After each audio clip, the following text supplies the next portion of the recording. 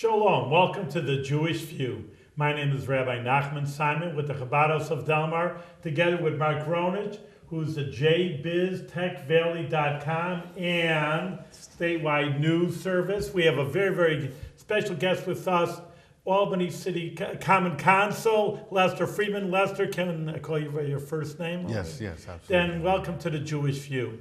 Listen, you're the Common Council representative for the 2nd Ward, so before we start, maybe you can tell me some of your boundaries where you represent. Sure, absolutely. First, I want to say thank you for having me here on the Jewish View and able to reach out to more people, which is always great in public access television. Thank them guys for just doing a tremendous service to the residents of the city of Albany. The boundaries that I represent as city council person would be Lincoln Park as a boundary. If you use that all the way southerly into the Port of Albany, from Green Street, Madison Avenue, stretching all the way down to the Port District, South Pearl Street, pretty much along that. Including the Empire State Plaza, that area? I would have the Eagle side of that street. I can't even say Eagle, which is the mansion. Well, nobody lives there anyway, so it's... No, Mansion Neighborhood Association people live. It's a big neighborhood there, yeah. Mansion Neighborhood Association across from the governor's mansion, but it's more like... the governor votes for you? I wish he did. I did bring over a petition one time, and the state trooper sent me back talking about. When he has a problem, I had to go through the Common Council guy, right? Yeah, exactly. When he's got a problem, you're it. Well, I guess they feel like they don't need a council person. They have the governors. That's all good. So Lester, tell me, what are the issues? You're a first-term councilman, and you're just wrapping up your 4th year. What is it that you've come to realize about your council district that you didn't realize before, even though you've lived in the South End your whole life, that you didn't realize was a real problem that you sort of came to realize and that you were trying to change, and something, put a negative into a positive? The traffic safety, something that I, for one, I never really paid that much attention to it as far as the bike lanes and the signals and the road striping and things of that nature, until we actually had a tragedy in our community where a young boy was hit by a car and killed, which really brought everything back into perspective to actually look at our streets, our neighborhoods, our communities, and to see what road safety and bike striping and those type of things are needed in our neighborhood.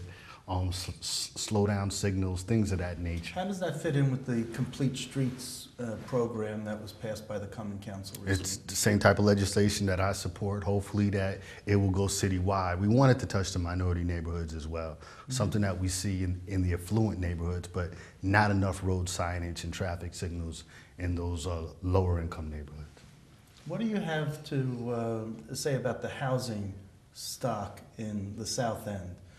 I drive through the South End, and it's a lot of older homes, maybe 100 years old. Is there anything that, and older homes attract people of lower income, but if you had wealthier homes and larger homes, maybe that would attract a different type of homeowner, a more wealthy, affluent homeowner. Can that be turned around in the South End? We see in Brownsville and Brooklyn, $1 million condos. And I always think of the South End being like Brownsville, only on a smaller scale and on a not as dangerous scale. But if you can sell $1 million condos in Brownsville, can't you do something to revitalize and perk up the South End like that? Yeah, the same thing could be done there, but first you have to get public safety in order. That's the first thing. You have to be working cooperatively with the police department. Those neighborhood associations that may have the neighborhood watch. You have to make people feel like the neighborhoods are safe. Okay, so as you know, there was and you were up all night with this fire that was down the block on 2nd. Yeah. There were 2 homes that were totally decimated and were leveled. Couldn't there be a beautiful new home built there that might attract some people of a higher income level? That would be a brand new type of home that wouldn't just be sort of a ramshackle house that's just sort of thrown together. Well, now you're talking about more of a mixed income an investment funding. Yeah, that we're looking at, like the Park South neighborhood experiment, I call it, that has happened over there. It looks great. It looks brilliant. If we can get the same type of public-private partnership in the south end of Albany working there, that would be fabulous. But aren't you the one who would be the connection to reach out to the construction Absolutely, and I have a businesses that would build these homes? And I'm glad you brought that up. Amongst the closure of the bathhouse that happened there, the first thing I did, I went to the mayor and said, what can we do?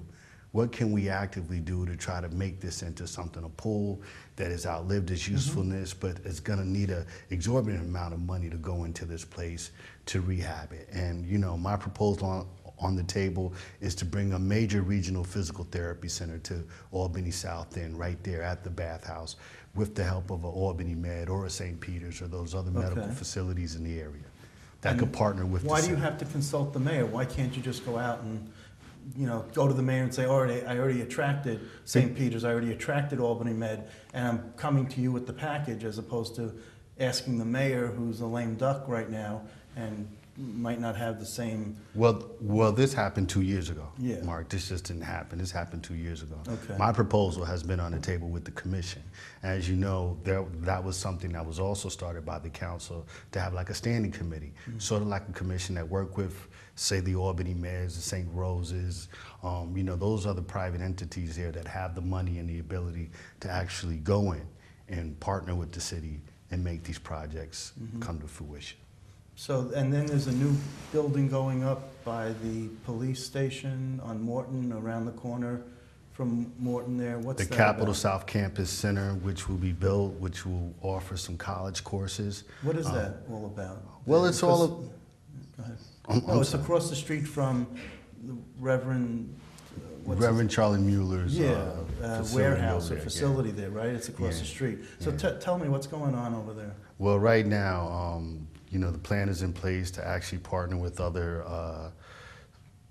other academic institutions like a St. Rose, like Schenectady Community College, like Albany. Bring those type of courses closer to downtown Albany, something that we've been trying to do for years with, say, Hudson Valley, you know, to try to bring the academic learning more closer to urban residents so that they may have an opportunity to take advantage of. Does anyone really know about this project happening? Because I was shocked when I drove by and I was like, wow, I couldn't believe all this new construction going on, and I hadn't seen word one in the newspaper or TV about it, but Well, there was a yes, Yeah? I yes, missed yes. it. I Okay. think you Must missed have that been one. my It day was, off yeah. when it I was I in think there. so. We had a nice groundbreaking down there and everything at the facility. So I mean, it's something that the residents are aware of. So when is it supposed to be completed? We should be done hopefully by next spring, is my understanding that this thing should be coming up. So you know, hopefully we'll be able to go in and cut the ribbon. And then there'll be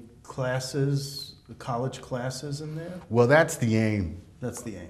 of the whole program, to offer the college classes. I don't know how much of that agreement is already in place. From my understanding, it could be 60 to 70%. There's still some things that need to be worked out. But it's also able to offer single moms, adult daycare where their children could be taken care of on a certain floor while they take classes upstairs on the third floor. So it's that type of mechanism in place. So is there anything connected with the Schenectady County Community College having their classes on the second floor of the county office building? And you mentioned that they may be involved in this building also. Is there a connection between those two facilities or not? Very good question. I would have to leave that up to President Bullock and Schenectady community and Harris Oberlander as far as the particulars of how that's going to break down or how So it's going to work Trinity out. Institution is building. It's pretty much the lead one Is the who lead on actually that. did the grant writing and stuff like that. And Harris- everything. Harris Oberlander was pretty much at the head of that whole And thing. Harris Oberlander is a good member of the Jewish community. I'm sure he is. Yes, he is. We should have him on the show Hopefully, now. hopefully he's in good standing. Yes, he is. Don't Absolutely. worry, don't worry. Everybody's in good standing. Everybody is good. So You know, what- just one of the things that, just to build up a community, a little bit, I guess, what Mark was talking about, are bringing businesses in. And is there any opportunities, maybe sometimes tax grants? I mean, I'm just asking, I don't really even know, you know, just helping out the community. I just saw what they did, for example, I don't know if it's the best thing, but they knocked down so many houses around Albany Med. Yeah. And I mean, I know it's not exactly your district, but just something like that where maybe, you know, to give it a face, you know, that look, hey, something's happening here. And first of all, giving people jobs around there. You know, you got to have jobs, and that's important. And also to spruce up the neighborhood, like a little bit when Mark is saying, hey, there's some new construction happening here. Rabbi, I couldn't agree with you more about that. I think Park South is going to be a model for this city to follow, and that can happen in the South End. And like I've said before, with the closure of the bathhouse to make that into a regional occupational therapy center, have St. Peter's, have Albany Met participate and bring in this type of work where you can offer those type of economic opportunities to the residents that live there, as well as the struggling businesses on 4th Avenue in and around the bathhouse. That whole area is being revitalized. If you ride through South Pearl, you see the new housing that's going up on the left from Albany Housing Authority. You look to the right, you see the new Church of St. John's that's building, as you know. At I 4th and brought you Green. on a tour down there, y'all. 4th and Green. Exactly. Big church. Yeah. A very big church, which will also offer recreational programming to the people in the community as well. So, you know, the city is working in tandem, and that they've lent land for the St. John's project as well, in an effort to also offer those type of community programming for the children that are there as well. So we have a public-private partnership mix. We just have to do it with the funding, and that has happened with the Park South neighborhood. That's been a great example to the city. So let me switch gears for a minute. In your year in the Common Council, what did you see your role in the first term of your coming out? What did you see as your role as a council member? What do you, and tell the people like what you did as a common councilman? They may not, some of the people watching may not know. Okay, what no. councilman was, so. I saw my role, number one, as the gatekeeper for lawmaking in that community. Not the ward leader, but the gatekeeper to look at the legislation that are affecting homeowners, that are affecting the residents who live with the traffic congestion or the speeding through the neighborhood or providing safety. Actually looking at those issues and forming a more centralized opinion that the entire council can work with, because one person just can't do it alone. You need a majority of that council to work with you to try to move any type of legislation. So that was the first thing. Do you find that there are cliques in the Common Council? There are 15 members of the council plus the Common Council president. We've had many of them on the show already. But do you find that there are cliques that, you know, like between possibly the old stalwarts, mostly from the upper wards, as opposed to the more progressive or aggressive members in the lower wards? Do you find that there's some tension there, or tell me what your thoughts are. Absolutely. When I was elected, 6 new members came aboard. And out of those 6 members, maybe 3 were more aggressive, and those people were the ones who actually turned out to get primaries. I'm one of those people. If you're outspoken, you have your opinions. If you're not riding with a certain group or clique, those things can happen. So you have to be willing to say, look, I'm not down here at City Hall, to just play politics. I'm here to try to get something done for my community. And if that calls for me actually stepping outside of the box and not riding with this organization or that organization, and really being the independent person that you want to be and not controlled by these other little groups and cliques, as you say, you're going to have to need the people behind you. And that's what I've been calling on, to actually have the people behind you. And that's what every person needs in order to be successful. Who do you, I mean, if you don't mind naming names, or who do you get along with best? On the council? There's Councilman Sano, who's my football coach, as we go way back, long-standing relationship. Who's retiring. Right, who's retiring. You have Frank Comissal, that I really like, young Frank. I know his father. I've known the whole family for a long time. Joe Igo, John Rosenswag, who's also leaving retiring, as well. So I'm going to have to, as well, next year, have to work on trying to build in my relationships with those people. Do you have relationships with the new members from the lower wards that are going to be coming in next year? Because Jackie Jenkins Cox got defeated, right, and Barbara Smith retired. So there's an officer, Kelly Kimbrough, right, who's coming in. He should be coming in too. From the Arbor Hill, West Hill area. and also, I forgot who the other names, but, I mean, can you get, are you reaching out and gonna be making some, you know, connections with them so that you can build more of a different type of clique? To have a minority coalition, as you're referring to the lower wards, would be great. I think that's been tried before, but unsuccessfully. But it's something that is warranted. Aside from poverty, is there any other similarities between Arbor Hill and South End? Or West Hill and South End, you know? Well, the housing stock, as you referred to before, very old housing stock. I think it should all be leveled Yeah. and rebuilt. I think that there should be some program to just level all those homes and just, I mean, not along Clinton because those are historic, but there's others on the smaller streets that are just, they're falling apart. We know that, you know, there's drug activity. Just level it all, just build new and build nice. Yeah, but you need money to do that. Well, Warren. of course. I mean, it's you all need about the money, and I haven't heard this type of revenue thing that's going to happen next year from Well, neither. you don't need public money, you need private money.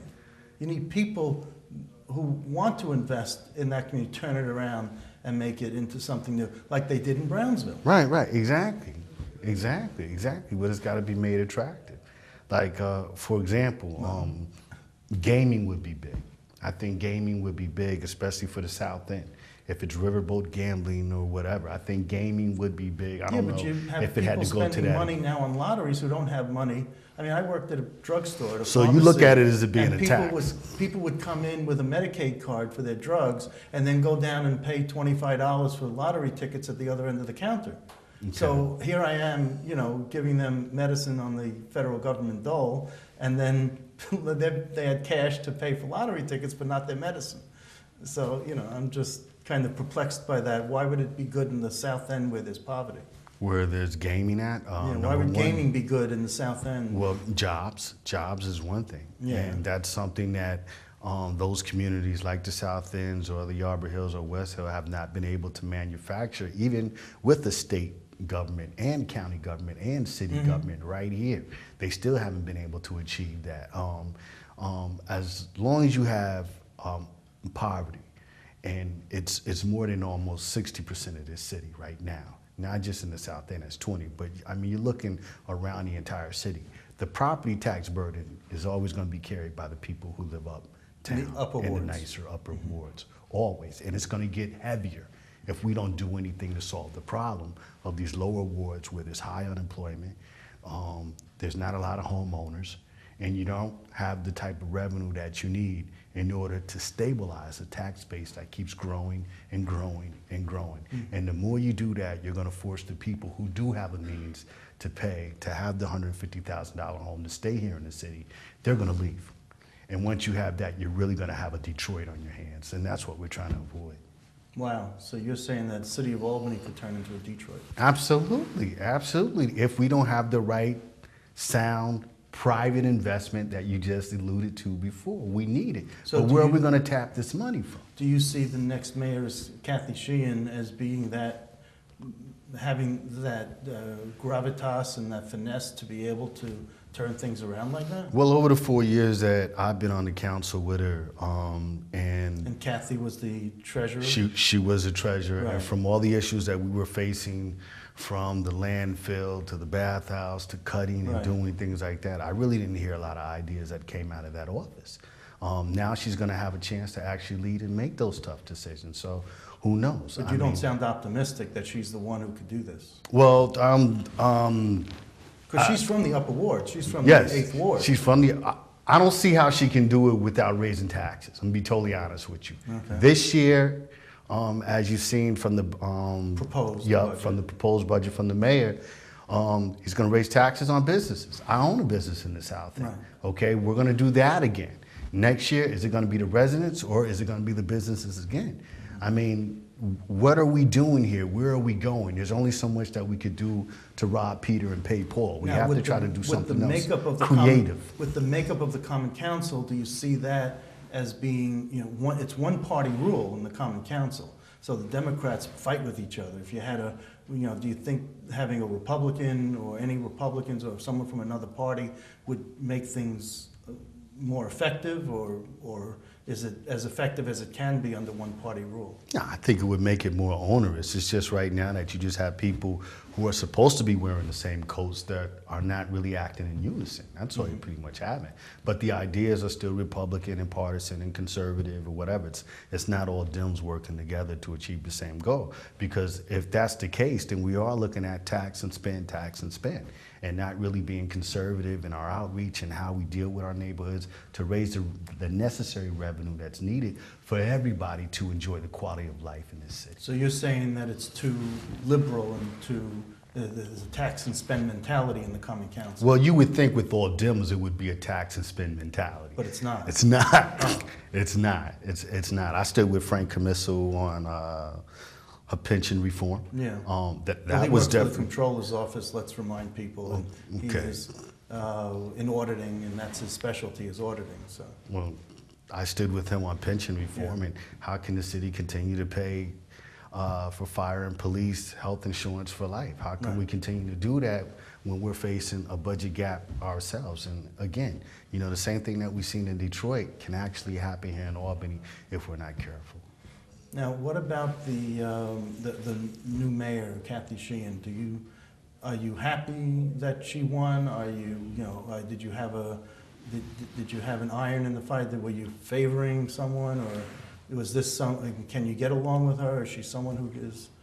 Are you optimistic for the future of the city with Kathy being as leading the city? I'm more disappointed that no council members actually stepped up to the plate. This is like the first time in Albany that the mayor has not come from that council. Either, you know, the mayor's been the president of the council, Right. or it's been a common council person like Jerry Jennings. Right, and Tom Whalen was president Right. of the council. Exactly. So this is the first time that something like this has actually happened, where you've had someone who's come in from the outside. Well, that Erastus hasn't- Corning was anointed back in 1941. I wasn't born then, I so wasn't don't- either. And Rabbi Simon's only 29. That's There you right. go. That's right. You did it, mine. Exactly. So, you know, I can't really speak to that whole. Yeah, but in 72 years, coronation. we've had 3 mayors. And, Right. You know, we only knew 2. I mean, I knew a little bit of Erastus in his final years, but I mean, it was always Tom Whalen and Jerry Jennings otherwise. You know. Yeah, absolutely. So, you know, a lot of people would like to see that broken up where there's term limits, and you start to get into that whole argument there. But So tell the audience a little bit about yourself. How old are you? Are you married? Do you have a business you mentioned earlier? Tell us, the audience, a little bit about yourself. I'm in my 40s now. You can't tell your age. Let's okay. start with well, you can always Google my age. That's right. But, So you might as well spit it out. I own a business in the South End. Okay. I'm a lifelong resident of Albany. And what type of business? What do you? It's more like a little pub, restaurant type have a of name? pub, bar business. It's called Freeman's. Okay. Um, Freeman's Tavern. Freeman's Tavern, and we're located in the South End of Albany. I've been open since March, and that's gone well. I'm a lifelong resident of the city of Albany. I'm a political science graduate from Stony Brook University. I attended Albany High School. I'm a local kid. I'm from here. I've taken advantage of the programs that actually have benefited me in a way, and I'm just happy to just actually have the chance to be able to serve my ward where I grew up at as a kid, and to actually be able to be instrumental in a lot of the other issues that we face here in the city. So we'll just leave it that you're in your 40s. Is that the only thing we're going to leave it I at? think we're out of tape. Yeah, But I know, right? I might have skirted Okay. that one. So, how can people contact you? I'm 46 years Okay, old. 46. Okay, he looks 26, doesn't he? There you go. So tell me, how can people contact you if they need to contact you about any of the issues that we were talking about today? All the common council members are listed Right. in the brochures and the booklets. We're pretty much stationed at City Hall on the second But floor. it's Friends for Freeman. Friends for Freeman at yahoo.com. Okay, Friends, and the number 4, Right, numerical 4. Freeman at yahoo.com. Well, we're all friends for Freeman, I guess. Yeah. Okay. So what's with your future? What are you looking to do after, after the Common Council? Because it's not a lifetime appointment with the Common Council. Right. So Right. what do you hope to do for your future besides owning a tavern? Well, right now, Not now, just in the future, sometime in the future. sometime in the future. Sometime in the future, probably be somewhere else in another level of government serving the people. Okay. I guess that's the best way I No, could so put someone it. asked Whether me that's that being in the elected 80s, or non-elected. and I said I wanted to own a radio station, Right. and I never did that. So Well, you so got I- a TV thing. you know. So it's just, I got a TV. Promoted to TV. That's I it, mean, so- you got a promotion. It's the closest I got to owning my own radio station. But do you have a passion, or is this the government, being in elected office and being in government in some way is your passion? I like the passion of serving the people. I don't like the dirty politics that goes in behind that. And that's the one minus to this whole thing, because it's not easy. I mean, you put yourself out there, you put everything out there, you put your background out there, you put your life out there. People know how old you are. You put all of that out there on the line, and you have to accept that criticism when it comes. If it's every 4 years, if it's every 2 years, there's always somebody that's going to pick at what you've done, or if you've done it well enough to your ability. So you must have a thick skin to be able to take that in stride. I learned that from Jerry Jennings, to be totally honest with you. I'll never forget, after probably like a few months, I walked into his office and I said, oh my God, I don't even know how you've done this for this long. And he said, you gotta have a thick skin. You have to be able to take what people say with a grain of salt. Don't let people say to you that you're the best thing since sliced cheese. And don't let people say that you're the worst thing since the printing press, or whatever you want to, however you want to characterize it. So you can't get too high or too low. Just try to keep an even kill and take everything with a grain of salt. Every little victory is a victory to celebrate for a few minutes, but there's always another problem to solve. You have to go to work for your So constituents. how did you get along with the mayor? Were you at odds all the time, or were you friendly with him, or did Not- you not trust him? Or? Not all the time. I thought we had a pretty good relationship. Some issues we butted heads on, but I supported him on a lot of key initiatives that were good for the city, like the closure of the bathhouse. If that didn't happen, property taxes, we would not have been able to hold the line. I was getting calls from families that a lot of people were going to get laid off from DGS. The same people who pick up your garbage. I mean, they were going to face layoffs that live in my district. I got those calls too. So as a lawmaker, you don't really have a chance to go back and take a poll and say, what's the best decision? You have to negotiate with the man in charge, if that's the mayor, if that's the governor, Right. or whoever that person may be. But at the same time, you have to be able to go back and make the best decision, not just for your ward, but for the entire city. So your relationship with the mayor on a scale of 1 to 10, 10 being the best, how would you put it on the scale of 1 to 10? I'd give us an 8. 8. Wow, that's pretty good. I'd give us a 7, 8. Yeah. Okay, I'd 7 give us or a 8. Because he's stubborn on certain things, and he will admit that. And as a person who represents your ward, you have to be somewhat stubborn and stingy too, as to what your people need as well, and what are you going to get for it. And you just start to see that this whole thing is a compromise. So Okay. try to make it work the best way possible. Any final words or thoughts that you have? Go Jewish world! No, Jewish View. Jewish World is the newspaper. The View. Nancy Wiley. Yes. Nancy Wiley. Partridge Street, yes. Loved her as a legislator. One of my first jobs was working for the county of Albany. And I just loved just what she stood for, especially for mental health issues and things of that nature. She was really on the forefront of that. And I can't think of a more gracious lady that I have more respect for than anything. But Unsolicited. oh, yeah, Comment. yeah. But I just remember the Jewish, Connection. yeah. All right, I want to thank That was thank good. You, That was Lester good. Freeman Hey, over Lester, here, Dad, thank you for and Mark coming in. Ronich, and thank all of you for viewing the Jewish View.